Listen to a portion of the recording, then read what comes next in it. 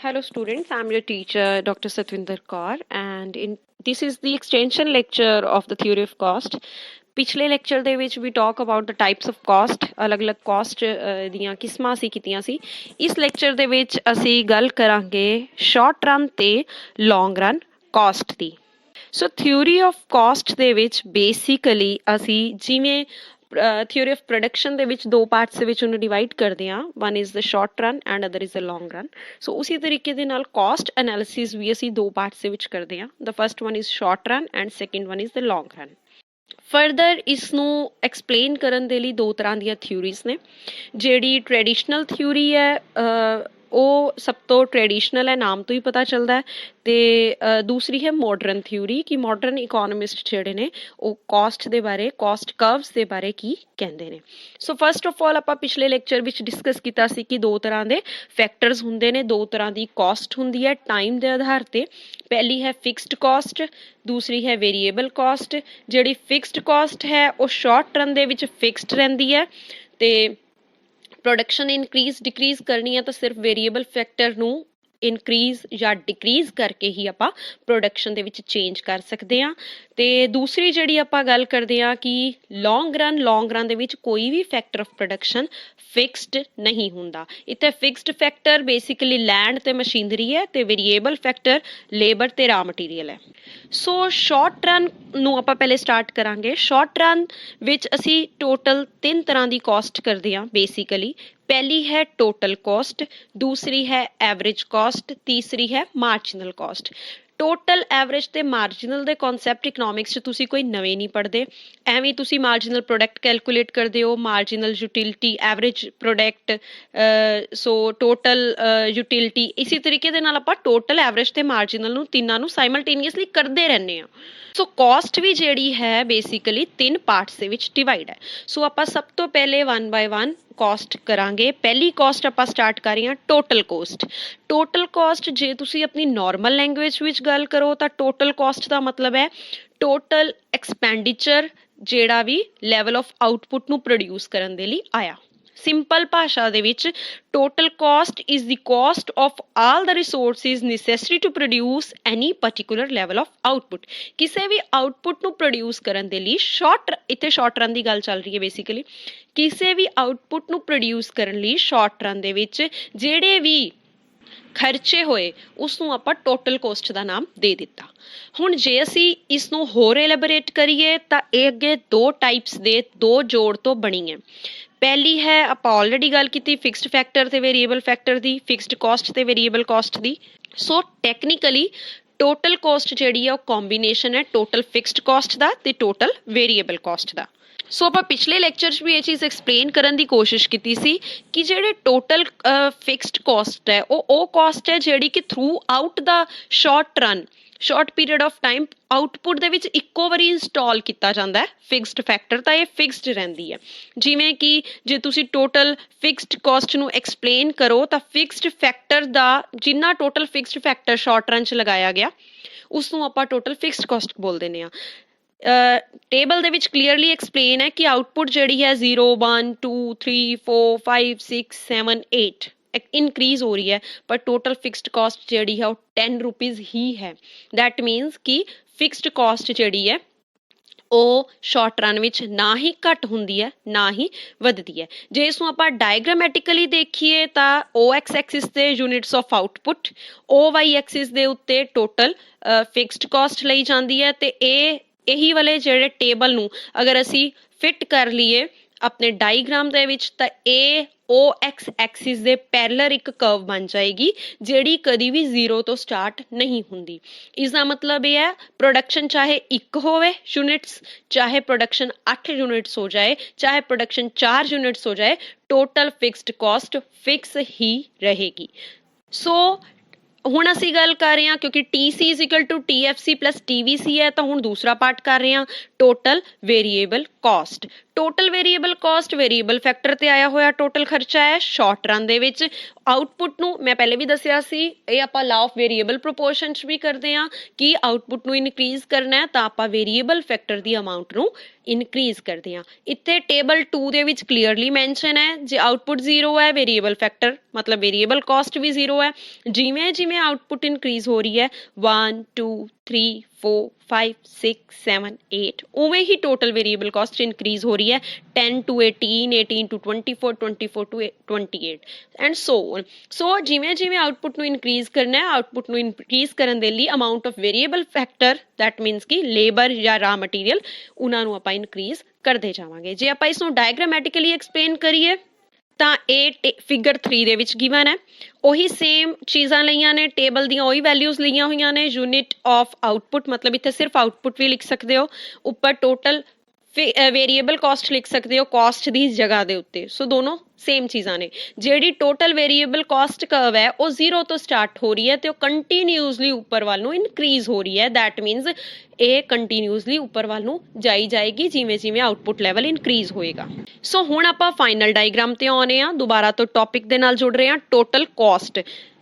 Total caste ਜਿਵੇਂ ਆਪਾਂ ਪਹਿਲੇ ਹੀ ਕਿਹਾ ਕਿ ਟੋਟਲ ਵੇਰੀਏਬਲ ਫੈਕਟਰ ਤੇ ਵੇਰੀਏਬਲ ਕਾਸਟ ਤੇ ਟੋਟਲ ਫਿਕਸਡ ਕਾਸਟ ਤੋਂ ਮਿਲ ਕੇ ਬਣੀ ਹੈ। ਸੋ ਜੇ ਤੁਸੀਂ ਫਿਗਰ ਟੇਬਲ 3 ਨੂੰ ਦੇਖੋ ਤਾਂ ਜੇ ਇਹ ਮੰਨ ਲਓ ਕਿ ਟੋਟਲ ਆਊਟਪੁੱਟ ਨਹੀਂ ਹੈ ਜਿਵੇਂ ਕਿ ਇਹਨਾਂ ਨੇ ਲਿੱਤਾ ਹੈ ਕਿ 0 ਆਊਟਪੁੱਟ ਹੈ ਟੋਟਲ ਫਿਕਸਡ ਕਾਸਟ 10 ਹੈ ਟੋਟਲ ਵੇਰੀਏਬਲ ਕਾਸਟ 0 ਹੈ ਤਾਂ total cost will be equal to total fixed cost ਕਿਉਂਕਿ ਵੇਰੀਏਬਲ ਫੈਕਟਰ ਹੋਵੇ ਨਾ ਹੋਵੇ ਫਿਕਸਡ ਫੈਕਟਰ ਦੇ ਉੱਤੇ ਤਾਂ ਉਹਨੂੰ ਬੀਅਰ ਕਰਨੀ ਹੀ ਪਏਗੀ। ਸੋ ਇਹਨਾਂ ਦੋਨਾਂ ਦੇ ਜੋੜ ਤੋਂ ਜਿਵੇਂ 10 + 0 10 10 + 10 20 10 + 18 28 ਸੋ ਇਸ ਨੂੰ ਥਰੂ ਆਊਟ ਜੇਕਰ ਅਸੀਂ ਦੇਖੋਗੇ ਤਾਂ ਟੋਟਲ ਕਾਸਟ ਬਣ ਜਾਏਗੀ। ਜੇ ਇਹਨੂੰ ਫਿਗਰ ਦੇ ਵਿੱਚ ਦੇਖੋਗੇ ਤਾਂ ਇਹ ਪਿਛਲੀਆਂ ਦੋ ਕਰਵਸ ਦਾ ਜੋੜ ਹੈ।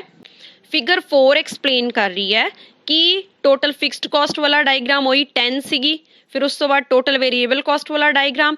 ਟੋਟਲ ਕਾਸਟ ਕਦੀ ਵੀ 0 ਤੋਂ ਸਟਾਰਟ ਨਹੀਂ ਹੁੰਦੀ ਸ਼ਾਰਟ ਰਨ ਦੇ ਵਿੱਚ that means short run total cost always will never be start from 0 because reason ਹੈ ਕਿ ਸ਼ਾਰਟ ਰਨ ਦੇ ਵਿੱਚ ਜੇ ਵੇਰੀਏਬਲ ਫੈਕਟਰ 0 ਵੀ ਹੋ ਜਾਏ ਤਾਂ ਵੀ ਫਿਕਸਡ ਕਾਸਟ ਹੋਣ ਦੇ ਕਾਰਨ ਟੋਟਲ ਕਾਸਟ ਜਿਹੜੀ ਹੈ ਕੁਝ ਨਾ ਕੁਝ ਜ਼ਰੂਰ ਹੋਏਗੀ। ਸੋ ਇਹ 0 ਤੋਂ ਸਟਾਰਟ ਨਹੀਂ ਹੋ ਰਹੀ ਇਹ 10 ਤੋਂ ਸਟਾਰਟ ਹੋ ਰਹੀ ਹੈ। ਤੁਸੀਂ ਇਹ ਚੀਜ਼ ਦੇਖ ਰਹੇ ਹੋ ਦੈਟ ਮੀਨਸ ਕਿ 10 ਤੱਕ ਤਾਂ ਉਸ ਨੂੰ ਸ਼ਾਰਟ ਰਨ 'ਚ ਆਏਗੀ ਹੀ ਆਏਗੀ ਉਸ ਤੋਂ ਬਾਅਦ ਜਿਵੇਂ ਜਿਵੇਂ ਆਊਟਪੁੱਟ ਇਨਕਰੀਜ਼ ਹੋ ਰਹੀ ਹੈ ਉਹ ਟੋਟਲ ਵੇਰੀਏਬਲ ਕਾਸਟ ਵਾਲਾ ਸੇਮ ਟ੍ਰੈਂਡ ਜਿਹੜਾ ਹੈ ਟੋਟਲ ਕਾਸਟ ਕਰਵ ਫੋਲੋ ਕਰ ਲਏਗੀ।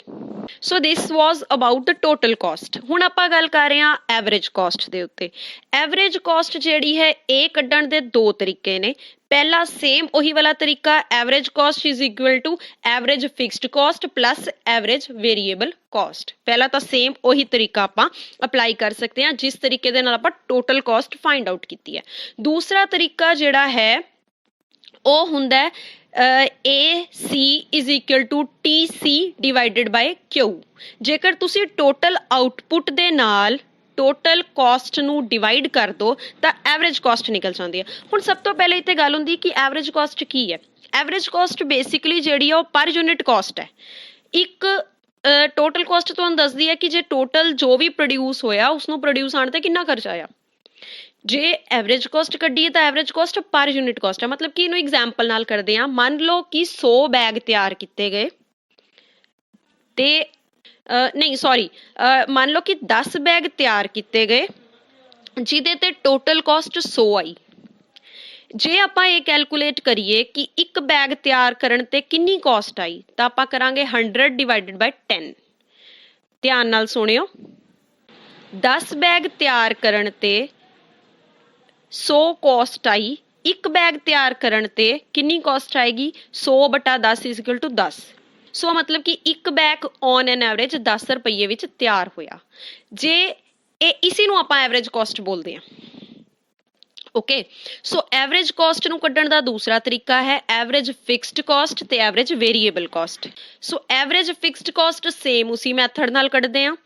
Average fixed cost is equal to total fixed cost divided by Q। ਜੇ ਤੁਸੀਂ ਸਭ ਤੋਂ ਪਹਿਲੇ ਟੇਬਲ ਨੂੰ ਧਿਆਨ 'ਚ ਰਹੋ ਕਿ ਆਪਾਂ ਪਹਿਲੇ ਇਵੇਂ ਹੀ ਕੀਤਾ ਸੀ 1 2 3 4 ਆਊਟਪੁੱਟ ਲੈ ਕੇ ਟੋਟਲ ਫਿਕਸਡ ਕੋਸਟ 10 ਲਈ ਸੀ ਤੇ ਇਹਨਾਂ ਨੂੰ ਹੁਣ ਤੁਸੀਂ ਜੇ ਐਵਰੇਜ ਫਿਕਸਡ ਕੋਸਟ ਕੱਢਣੀ ਹੈ ਤਾਂ ਡਿਵਾਈਡ ਕਰੀ ਜਾਓਗੇ 10 divided by 1 10 divided by 2 10 divided by 3 10 divided by 4 and so on. ਇਸ ਤਰੀਕੇ ਨਾਲ ਇਸ ਪੈਟਰਨ ਨਾਲ ਚੱਲ ਕੇ ਐਵਰੇਜ ਫਿਕਸਡ ਕੋਸਟ ਨਿਕਲ ਜਾਏਗੀ। ਫਿਗਰ 5 ਦੇ ਵਿੱਚ ਐਵਰੇਜ ਫਿਕਸਡ ਕੋਸਟ ਕਰਵ ਬਣਾਈ ਗਈ ਹੈ। ਇਹ ਟੋਟਲ ਆਊਟਪੁੱਟ ਜਿਹੜੀ ਯੂਨਿਟਸ ਲਈਆਂ ਨੇ 1 ਤੋਂ ਲੈ ਕੇ 8 ਤੇ ਟੋਟਲ ਫਿਕਸਡ ਕੋਸਟ ਦੋਨਾਂ ਨੂੰ ਮਿਲਾ ਕੇ ਬਣੀ ਹੈ ਤੇ ਇਹ ਕਰਵ ਤੋਂ ਤੁਹਾਨੂੰ ਕਲੀਅਰਲੀ ਪਤਾ ਚੱਲ ਰਿਹਾ ਕਿ average fixed cost downward sloping ਹੁੰਦੀ ਹੈ। ਇੱਥੇ ਤੁਸੀਂ ਇੱਕ ਗੱਲ ਦਾ ਧਿਆਨ ਰੱਖਣਾ ਸਿਰਫ ਕਿ ਐਵਰੇਜ ਫਿਕਸਡ ਕੋਸਟ ਕਦੀ ਵੀ ਉਹ ਐਕਸ ਐਕਸਿਸ ਨੂੰ ਟੱਚ ਨਹੀਂ ਕਰੇਗੀ। ਦੈਟ ਮੀਨਸ ਇਹ ਕਦੀ ਵੀ ਜ਼ੀਰੋ ਨਹੀਂ ਹੋਏਗੀ। ਇਹ ਹੋ ਸਕਦਾ ਬਹੁਤ ਘਟ ਜਾਏ, ਜ਼ੀਰੋ ਦੇ ਬਹੁਤ ਬਰਾਬਰ ਹੋ ਜਾਏ, ਨੇੜੇ ਪਹੁੰਚ ਜਾਏ, ਪਰ ਇਹ ਕਦੀ ਵੀ ਜ਼ੀਰੋ ਨਹੀਂ ਹੋਏਗੀ। So now come to the next average variable cost. Average variable cost ਵੀ ਸੇਮ ਉਸੀ ਮੈਥਡ ਨਾਲ ਕੈਲਕੂਲੇਟ ਹੁੰਦੀ ਹੈ। That is AVC is equal to TVC, that is total variable cost divided by quantity. So ਇਸ ਨੂੰ ਵੀ ਤੁਸੀਂ ਪਿਛਲੇ ਹੀ ਐਵਰੇਜ ਵੇਰੀਏਬਲ ਕੋਸਟ ਨੂੰ ਟੋਟਲ ਵੇਰੀਏਬਲ ਕੋਸਟ ਤੋਂ ਕੈਲਕੂਲੇਟ ਕਰ ਸਕਦੇ ਹੋ ਵੀ ਟੋਟਲ ਵੇਰੀਏਬਲ ਕੋਸਟ ਨੂੰ ਕੁਆਂਟਿਟੀ ਨਾਲ ਡਿਵਾਈਡ ਕਰਦੇ ਜਾਓਗੇ। ਟੇਬਲ 5 ਦੇ ਵਿੱਚ ਕਲੀਅਰਲੀ ਮੈਂਸ਼ਨ ਹੈ 10/1 18/2 24/3 ਐਂਡ ਸੋ ਔਨ। ਤੇ ਇਸ ਦੀ ਕਰਵ ਇੱਕ ਯੂ ਸ਼ੇਪ ਦੀ ਅਪਰੋਕਸੀਮੇਟਲੀ ਯੂ ਸ਼ੇਪ ਦੀ ਕਰਵ ਬਣੇਗੀ। It's very close to U shape. So ਇਹ ਸਟਾਰਟਿੰਗ ਦੇ ਵਿੱਚ ਡਿਕਰੀਜ਼ ਹੁੰਦੀ ਹੈ, ਉਸ ਤੋਂ ਬਾਅਦ ਇਹਦਾ ਕੁਝ ਸੈਗਮੈਂਟ ਕੌਨਸਟੈਂਟ ਹੋ ਜਾਂਦਾ ਹੈ, ਉਸ ਤੋਂ ਬਾਅਦ ਇਹ ਫੇਰ ਇਨਕਰੀਜ਼ ਹੋਣੀ ਸ਼ੁਰੂ ਹੋ ਜਾਂਦੀ ਹੈ। ਸੋ ਐਵਰੇਜ ਕੋਸਟ ਨੂੰ ਐਕਸਪਲੇਨ ਕਰਨ ਲਈ ਆਪਾਂ ਪਹਿਲੇ ਦੋ ਕਨਸੈਪਟ ਐਕਸਪਲੇਨ ਕੀਤੇ ਨੇ, ਐਵਰੇਜ ਫਿਕਸਡ ਕੋਸਟ ਤੇ ਐਵਰੇਜ ਵੇਰੀਏਬਲ ਕੋਸਟ। ਹੁਣ ਆਪਾਂ ਐਵਰੇਜ ਕੋਸਟ ਤੋਂ ਦੁਬਾਰਾ ਤੋਂ ਐਕਸਪਲੇਨ ਕਰਾਂਗੇ। Average cost is equal to already mention ਕੀਤਾ ਕਿ ਦੋ ਫਾਰਮੂਲੇ ਨੇ ਇਸ ਨੂੰ ਕੈਲਕੂਲੇਟ ਕਰਨ ਦੇ, TC ਡਿਵਾਈਡਡ ਬਾਈ Q ਇਸ ਤਰੀਕੇ ਨਾਲ ਪਤਾ ਕਰ ਸਕਦੇ ਹੋ। ਦੂਸਰਾ ਹੈ AFC ਪਲੱਸ AVC। ਸੋ ਟੇਬਲ 6 ਦੇ ਵਿੱਚ ਇਹ ਸਭ ਕੁਝ ਦਿੱਤਾ ਹੋਇਆ ਹੈ। ਐਵਰੇਜ ਫਿਕਸਡ ਕੋਸਟ ਦਿੱਤੀ ਹੈ, ਐਵਰੇਜ ਵੇਰੀਏਬਲ ਕੋਸਟ ਦਿੱਤੀ ਹੋਈ ਹੈ, ਇਹਨਾਂ ਨੂੰ ਪਲੱਸ ਕਰਕੇ ਐਵਰੇਜ ਕੋਸਟ ਨਿਕਲ ਜਾਏਗੀ। ਫਿਗਰ 7 ਦੇ ਵਿੱਚ ਐਵਰੇਜ ਕੋਸਟ ਕਰਵ ਬਣਾਈ ਹੋਈ ਹੈ ਜਿਸ ਦੀ ਸ਼ੇਪ ਕਾਫੀ ਹੱਦ ਤੱਕ ਐਵਰੇਜ ਵੇਰੀਏਬਲ ਕੋਸਟ ਨਾਲ ਮਿਲਦੀ ਹੈ। ਮਤਲਬ ਕਿ ਐਵਰੇਜ ਕੋਸਟ ਕਰਵ ਜਿਹੜੀ ਆ ਉਹ ਯੂ ਸ਼ੇਪ ਦੀ ਹੁੰਦੀ ਹੈ। ਇੱਥੇ ਮੈਂ ਬਾਰ-ਬਾਰ ਤੁਹਾਨੂੰ ਯਾਦ ਕਰਾ ਰਹੀ ਹਾਂ ਕਿ ਆਪਾਂ ਸ਼ਾਰਟ ਰਨ ਦੀ ਇੱਥੇ ਗੱਲ ਕਰ ਰਹੇ ਹਾਂ। ਇਹ short run average cost curve ਹੈ ਜਿਸ ਨੂੰ ਆਪਾਂ ਯੂ ਸ਼ੇਪ ਦਾ ਨਾਮ ਦਿੱਤਾ। ਹੁਣ ਕਈ ਵਾਰ ਤੁਹਾਡੇ ਲਈ ਪੇਪਰ 'ਚ ਕਈ ਵਾਰ ਕੁਐਸਚਨ ਆ ਜਾਂਦਾ ਹੈ ਕਿ why average short run average cost curve is U shape. So U shaped ਹੋਣ ਦੇ ਕਾਰਨ ਇਹਦੇ ਸਭ ਤੋਂ ਪਹਿਲਾਂ ਤਾਂ ਇਹੀ ਹੈ, ਦੇਖੋ ਡਾਇਗ੍ਰਾਮ ਨੂੰ ਧਿਆਨ ਨਾਲ ਦੇਖੋ ਫਿਗਰ 8 ਨੂੰ, ਇਸ ਦੇ ਵਿੱਚ ਕਲੀਅਰਲੀ ਦਿਖ ਰਿਹਾ ਹੈ ਕਿ ਸਟਾਰਟਿੰਗ ਦੇ ਵਿੱਚ ਐਵਰੇਜ ਫਿਕਸਡ ਕੋਸਟ ਵੀ ਘਟ ਰਹੀ ਹੈ ਤੇ ਐਵਰੇਜ ਵੇਰੀਏਬਲ ਕੋਸਟ ਵੀ ਘਟ ਰਹੀ ਹੈ। ਸੋ ਦੋਨਾਂ ਦਾ ਕੰਬਾਈਨਡ ਇੰਪੈਕਟ ਦੇ ਨਾਲ ਐਵਰੇਜ ਕੋਸਟ ਘਟੇਗੀ। ਉਸ ਤੋਂ ਬਾਅਦ ਪ੍ਰੋਡਕਸ਼ਨ ਨੂੰ ਇਨਕਰੀਜ਼ ਕਰਨ ਦੇ ਲਈ ਕੰਟੀਨਿਊਸਲੀ ਐਵਰੇਜ ਵੇਰੀਏਬਲ ਕੋਸਟ ਵਧ ਰਹੀ ਹੈ। ਤੁਸੀਂ ਦੇਖ ਸਕਦੇ ਹੋ ਕਿ B ਪੁਆਇੰਟ ਤੋਂ ਬਾਅਦ average variable cost continuously increase ਹੋ ਰਹੀ ਹੈ। ਸੋ ਇੱਕ ਟਾਈਮ ਤੋਂ ਬਾਅਦ ਡੋਮੀਨੇਟ ਕਰ ਜਾਏਗਾ ਐਵਰੇਜ ਵੇਰੀਏਬਲ ਕੋਸਟ ਦਾ ਇੰਪੈਕਟ ਕੰਪੇਅਰ ਟੂ ਦਾ ਐਵਰੇਜ ਫਿਕਸਡ ਕੋਸਟ। ਚਾਹੇ ਐਵਰੇਜ ਫਿਕਸਡ ਕੋਸਟ ਘਟ ਰਹੀ ਹੈ ਪਰ ਐਵਰੇਜ ਵੇਰੀਏਬਲ ਕੋਸਟ ਨੂੰ ਡੋਮੀਨੇਟ ਕਰ ਜਾਏਗੀ, ਜਿਸ ਦੇ ਇੰਪੈਕਟ ਦੇ ਨਾਲ ਐਵਰੇਜ ਕੋਸਟ ਇੱਕ ਟਾਈਮ ਤੋਂ ਬਾਅਦ ਇਨਕਰੀਜ਼ ਹੋਣੀ ਸ਼ੁਰੂ ਹੋ ਜਾਏਗੀ। ਸੋ ਇਹ ਯੂ ਸ਼ੇਪ ਦੀ ਹੁੰਦੀ ਹੈ। ਦੂਸਰੀ ਗੱਲ ਆਪਾਂ ਇਸ ਦੇ ਲਈ ਐਕਸਪਲੇਨ ਕਰਦੇ ਹੁੰਦੇ ਹਾਂ, ਜਦੋਂ ਤੁਸੀਂ ਰਾਜੇ ਸ਼ਾਰਟ ਰਨ ਦੇ ਵਿੱਚ ਲਾ ਆਫ ਵੇਰੀਏਬਲ ਪ੍ਰੋਪੋਰਸ਼ਨ ਕਰਦੇ ਹੋ। ਲਾ ਆਫ ਵੇਰੀਏਬਲ ਪ੍ਰੋਪੋਰਸ਼ਨ 'ਚ ਆਪਾਂ ਗੱਲ ਕਰਦੇ ਹਾਂ ਕਿ 3 ਸਟੇਜਿਸ ਦੀ ਗੱਲ ਕਰਦੇ ਹਾਂ, ਹੈ ਨਾ। ਫਸਟ ਸਟੇਜ ਦੇ ਵਿੱਚ total product increase at increasing rate, second stage total product increase at decreasing rate, third stage total product start decreasing. ਹੁਣ ਇੱਥੇ ਯਾਦ ਕਰੋ, ਪਹਿਲਾਂ ਜਦੋਂ ਗੱਲ ਕੀਤੀ ਇਨਕਰੀਜ਼ ਐਟ ਇਨਕਰੀਜ਼ਿੰਗ ਰੇਟ, ਉਸਦਾ ਕਾਰਨ ਸੀਗਾ ਕਿ ਐਵਰੇਜ ਕੋਸਟ ਮਤਲਬ ਕਿ ਐਵਰੇਜ ਵੇਰੀਏਬਲ ਕੋਸਟ ਵੀ ਘਟ ਰਹੀ ਹੈ ਤੇ ਐਵਰੇਜ ਫਿਕਸਡ ਕੋਸਟ ਵੀ ਘਟ ਰਹੀ ਹੈ। ਸੋ ਉੱਥੇ ਇਸ ਨੂੰ ਉਸ ਨਾਲ ਜੋੜੋ। First stage total product increase at increasing rate ਤਾਂ ਆਈ ਸੀ ਕਿਉਂਕਿ ਉਸ ਦੇ ਵਿੱਚ ਐਵਰੇਜ ਕੋਸਟ ਘਟ ਰਹੀ ਸੀ। ਦੂਜੀ ਤਾਂ ਆਈ ਜਦੋਂ ਐਵਰੇਜ ਕੋਸਟ ਥੋੜੀ ਜੀ ਐਜ਼ ਕੰਪੇਅਰ ਟੂ ਘਟਣ ਦੀ ਜਗ੍ਹਾ ਦੇ ਉੱਤੇ ਥੋੜੀ ਜਿਹੀ ਸਟੇਬਲ ਹੋ ਗਈ। ਤੇ ਤੀਸਰੀ ਸਟੇਜ ਦੇ ਵਿੱਚ ਜਦੋਂ ਡਿਕਰੀਜ਼ ਹੋਣਾ ਸ਼ੁਰੂ ਹੋ ਗਿਆ, ਉਹ ਤਦ ਆਈ ਸਟੇਜ ਜਦੋਂ ਆਪਾਂ ਗੱਲ ਕਰਦੇ ਹਾਂ ਕਿ ਐਵਰੇਜ ਕੋਸਟ ਜਿਹੜੀ ਹੈ ਸ਼ਾਰਟ ਰਨ ਦੇ ਵਿੱਚ ਵਧਣੀ ਸ਼ੁਰੂ ਹੋ ਗਈ। ਸੋ ਇਹ ਆਪਾਂ ਸ਼ਾਰਟ ਰਨ ਨੂੰ ਲਾ ਆਫ ਵੇਰੀਏਬਲ ਪ੍ਰੋਪੋਰਸ਼ਨ ਨਾਲ ਕੰਪੇਅਰ ਕਰ ਸਕਦੇ ਹਾਂ। ਕਾਰਨ ਬਹੁਤ ਸਿੰਪਲ ਹੈ, ਜਦੋਂ ਤੁਸੀਂ ਲਾ ਆਫ ਵੇਰੀਏਬਲ ਪ੍ਰੋਪੋਰਸ਼ਨ ਦੀ ਗੱਲ ਕਰਦੇ ਹੋ ਤਾਂ ਉਸ ਟਾਈਮ ਦੇ ਉੱਤੇ ਤੁਸੀਂ ਗੱਲ ਕਰਦੇ ਹੋ ਸ਼ਾਰਟ ਰਨ ਪ੍ਰੋਡਕਸ਼ਨ ਫੰਕਸ਼ਨ ਦੀ, ਤੇ ਸ਼ਾਰਟ ਰਨ ਪ੍ਰੋਡਕਸ਼ਨ ਫੰਕਸ਼ਨ ਤੇ ਸ਼ਾਰਟ ਰਨ ਕਾਸਟ ਕਰਵ ਇੱਕ ਦੂਜੇ ਦੇ ਆਈਡੈਂਟੀਕਲ ਨੇ, ਦੋਨੋਂ ਇੱਕ ਦੂਜੇ ਦੇ ਨਾਲ ਪੂਰੀ ਤਰ੍ਹਾਂ ਕੰਪੇਅਰ ਕੀਤੇ ਜਾ ਸਕਦੇ ਨੇ, ਇਸ ਲਈ ਤੁਸੀਂ ਦੋਨਾਂ ਨੂੰ ਸਮਝਣ ਦੇ ਲਈ ਇਹਨਾਂ ਨੂੰ ਯੂਜ਼ ਕਰ ਸਕਦੇ ਹੋ। ਇਸ ਤੋਂ ਬਾਅਦ ਆਪਾਂ ਗੱਲ ਕਰ ਰਹੇ ਹਾਂ ਮਾਰਜੀਨਲ ਕਾਸਟ ਦੀ। ਮਾਰਜੀਨਲ ਕਾਸਟ ਵੀ ਸੇਮ ਉਸੀ ਮੈਥਡ ਨਾਲ ਕੈਲਕੂਲੇਟ ਹੁੰਦੀ ਹੈ, ਬਟ ਇਹਦੇ ਵਿੱਚ ਚੇਂਜ ਨੂੰ ਲਿਆ ਜਾਂਦਾ ਹੈ। ਇੱਥੇ ਲਿਖਿਆ ਹੋਇਆ MC is equal to delta TC over delta Q। Economics ਦੇ ਵਿੱਚ ਡੈਲਟਾ ਦਾ ਮਤਲਬ ਹਮੇਸ਼ਾ ਲਿਆ ਜਾਂਦਾ change. It's we denote change with the help of delta। So marginal cost ਹੁੰਦੀ ਕੀ ਹੈ, ਪਹਿਲੇ ਮੈਂ ਤੁਹਾਨੂੰ ਦੱਸਦਾ। ਮਾਰਜੀਨਲ ਕਾਸਟ ਹੁੰਦੀ ਹੈ ਪਰ ਐਡੀਸ਼ਨਲ ਯੂਨਿਟ, ਨਿਊ ਯੂਨਿਟ ਤੇ ਆਉਣ ਵਾਲੀ ਕਾਸਟ। ਆਪਾਂ ਪਿਛਲੀ ਐਗਜ਼ਾਮਪਲ ਨੂੰ ਕੰਟੀਨਿਊ ਕਰ ਰਹੇ ਹਾਂ। ਮੰਨ ਲਓ ਪਿਛਲੀ ਐਗਜ਼ਾਮਪਲ ਦੇ ਵਿੱਚ 10 ਬੈਗ ਤਿਆਰ ਕੀਤੇ ਗਏ ਸੀ, 100 ਖਰਚਾ ਆਇਆ ਸੀ, ਤਾਂ ਐਵਰੇਜ ਕਾਸਟ ਹੋਈ ਸੀ 10। ਇਸ ਐਗਜ਼ਾਮਪਲ ਦੇ ਵਿੱਚ ਅਸੀਂ ਮੰਨ ਰਹੇ ਹਾਂ ਕਿ ਮੰਨ ਲਓ ਕਿ 11 ਬੈਗ ਤਿਆਰ ਕੀਤੇ ਗਏ ਨੇ, ਟੋਟਲ ਕਾਸਟ ਜਿਹੜੀ ਆਈ ਹੈ ਉਹ 120 ਆਈ ਹੈ। ਇੱਥੇ ਕਹਿਣ ਦਾ ਮਤਲਬ ਇਹ ਹੈ ਕਿ 11ਵਾਂ ਬੈਗ ਐਕਸਟਰਾ ਹੋਇਆ, ਓਕੇ, 10 ਤੋਂ 11 ਹੋਏ, ਤੇ ਟੋਟਲ ਕਾਸਟ ਦੇ ਵਿੱਚ ਅੰਤਰ ਕਿੰਨਾ ਆ ਗਿਆ, 100 ਤੋਂ 120, ਮਤਲਬ 20 ਦਾ। ਦੈਟ ਮੀਨਸ 11ਵੇਂ ਬੈਗ ਦੇ ਉੱਤੇ 20 ਰੁਪੀਜ਼ ਕਾਸਟ ਆਈ, ਜਦ ਕਿ ਪਿਛਲੇ 10 ਦੇ ਉੱਤੇ 10 ਰੁਪਏ ਆਈ। ਸੋ ਮਾਰਜੀਨਲ ਕਾਸਟ ਨਿਊ ਯੂਨਿਟ ਤੇ ਆਉਣ ਵਾਲੀ ਕਾਸਟ ਨੂੰ ਕਿਹਾ ਜਾਂਦਾ ਹੈ। ਸੋ ਜੇ ਇਸ ਨੂੰ ਕੈਲਕੂਲੇਟ ਕਰਨਾ ਹੈ ਮਾਰਜੀਨਲ ਕਾਸਟ ਨੂੰ, ਤਾਂ ਪਿਛਲੀਆਂ ਯੂਨਿਟਸ ਚੋਂ ਮਾਈਨਸ ਕਰੀ ਜਾਓ। ਜਿਵੇਂ ਯੂਨਿਟ ਆਫ ਆਊਟਪੁੱਟ 1 ਹੈ, ਟੋਟਲ ਕਾਸਟ 20 ਹੈ ਟੇਬਲ 7 ਵਿੱਚ। ਜੇ ਯੂਨਿਟ ਆਫ ਆਊਟਪੁੱਟ ਇਨਕਰੀਜ਼ ਹੁੰਦੀ ਹੈ, ਚੇਂਜ ਕਿੰਨਾ ਆਇਆ, 1 ਤੋਂ 2 1 ਦਾ, ਤੇ ਟੋਟਲ ਕਾਸਟ ਵਿੱਚ ਆਇਆ 20 ਤੋਂ 28 ਦਾ, 28 ਦਾ, ਤਾਂ ਕਿੰਨਾ ਚੇਂਜ ਆਇਆ, 28 ਤੇ 20 ਵਿੱਚ ਅੰਤਰ ਹੈ 8 ਦਾ। ਸੋ ਇਹ ਹੋ ਗਈ ਮਾਰਜੀਨਲ ਕਾਸਟ। ਨੈਕਸਟ 2 ਤੋਂ 3, 1 ਯੂਨਿਟ ਦਾ ਚੇਂਜ ਆਇਆ ਤੇ ਅੰਤਰ ਕਿੰਨਾ ਆਇਆ, 34 ਟੂ 28, 6 ਦਾ। ਸੋ ਇਸ ਤਰੀਕੇ ਦੇ ਨਾਲ ਮਾਰਜੀਨਲ ਕਾਸਟ ਕੈਲਕੂਲੇਟ ਕੀਤੀ ਜਾਂਦੀ ਹੈ, ਤੇ ਇਸ ਦੀ ਸ਼ੇਪ ਵੀ ਜਿਹੜੀ ਹੈ ਉਹ ਯੂ ਸ਼ੇਪ ਦੀ ਹੀ ਬਣੇਗੀ। ਇਸ ਤੋਂ ਤੁਸੀਂ ਟੇਬਲ 7 ਦੇ ਜਿਹੜੀਆਂ ਵੀ ਹੈਗੀਆਂ ਨੇ ਇਨਫੋਰਮੇਸ਼ਨ ਡਾਟਾ ਜਿਹੜਾ ਵੀ ਹੈ, ਇਸ ਨੂੰ ਤੁਸੀਂ ਪਲਾਟ ਕਰਕੇ ਆਪਣੇ OX ਐਕਸਿਸ ਤੇ OY ਐਕਸਿਸ ਤੇ ਵੀ ਦੇਖ ਸਕਦੇ ਹੋ। ਇਸ ਦੀ ਸ਼ੇਪ ਜਿਹੜੀ ਹੈ ਐਵਰੇਜ ਕਾਸਟ ਕਰਵ ਦੀ ਤਰ੍ਹਾਂ ਯੂ ਸ਼ੇਪ ਹੀ ਹੋਏਗੀ। ਹੁਣ ਇਸ ਤੋਂ ਬਾਅਦ ਬੜਾ ਹੀ ਇੰਪੋਰਟੈਂਟ ਕੁਐਸਚਨ, ਇਸ ਤੋਂ ਬਾਅਦ ਆਪਾਂ ਸਮ ਅਪ ਕਰ ਰਹੇ ਹਾਂ ਇਹ ਵਾਲੇ ਲੈਕਚਰ ਨੂੰ, ਅੱਗੇ ਲੈਕਚਰ 'ਚ ਕੰਟੀਨਿਊ ਕਰਾਂਗੇ।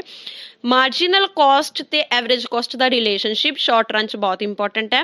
ਇਹਨਾਂ ਦਾ ਰਿਲੇਸ਼ਨਸ਼ਿਪ ਕਿਸੇ ਵੀ ਐਵਰੇਜ ਤੇ ਮਾਰਜੀਨਲ ਵੇਰੀਏਬਲ ਦੀ ਤਰ੍ਹਾਂ ਉਵੇਂ ਹੀ ਹੈ, ਜਿਵੇਂ ਕਿ ਆਪਾਂ ਐਕਸਪਲੇਨ ਕਰਦੇ ਹਾਂ ਕਿ ਜਦੋਂ ਵੀ ਐਵਰੇਜ ਘਟਦਾ ਹੈ ਤਾਂ ਮਾਰਜੀਨਲ ਉਸ ਤੋਂ ਪਹਿਲਾਂ ਘਟਣਾ ਸ਼ੁਰੂ ਹੋ ਜਾਂਦਾ ਹੈ, ਮਤਲਬ ਇਨਕਰੀਜ਼ਿੰਗ ਰੇਟ ਤੇ ਅੱਗੇ ਹੁੰਦਾ। ਮਾਰਜੀਨਲ ਕਨਸੈਪਟ ਹਮੇਸ਼ਾ ਘਟਣ 'ਚ ਵੀ ਅੱਗੇ ਹੈ ਤੇ ਵਧਣ 'ਚ ਵੀ ਅੱਗੇ ਹੈ। ਦੈਟ ਮੀਨਸ ਕਿ ਐਵਰੇਜ ਕਾਸਟ ਘਟ ਰਹੀ ਹੈ ਜਦੋਂ, ਤਾਂ ਮਾਰਜੀਨਲ ਉਸ ਤੋਂ ਜਲਦੀ ਘਟੇਗੀ। ਐਵਰੇਜ ਕਾਸਟ ਜਦੋਂ ਵੱਧ ਰਹੀ ਹੈ, ਇਨਕਰੀਜ਼ ਹੋਣੀ ਸ਼ੁਰੂ ਹੋ ਗਈ, ਮਾਰਜੀਨਲ ਉਸ ਤੋਂ ਪਹਿਲੇ ਇਨਕਰੀਜ਼ ਹੋਣੀ ਸ਼ੁਰੂ ਹੋ ਜਾਏਗੀ। ਸੋ ਲੌਂਗ ਰਨ ਕਾਸਟ ਕਰਵ ਨੂੰ ਆਪਾਂ ਅਗਲੇ ਲੈਕਚਰ ਦੇ ਵਿੱਚ ਕੰਟੀਨਿਊ ਕਰਾਂਗੇ। Thank you.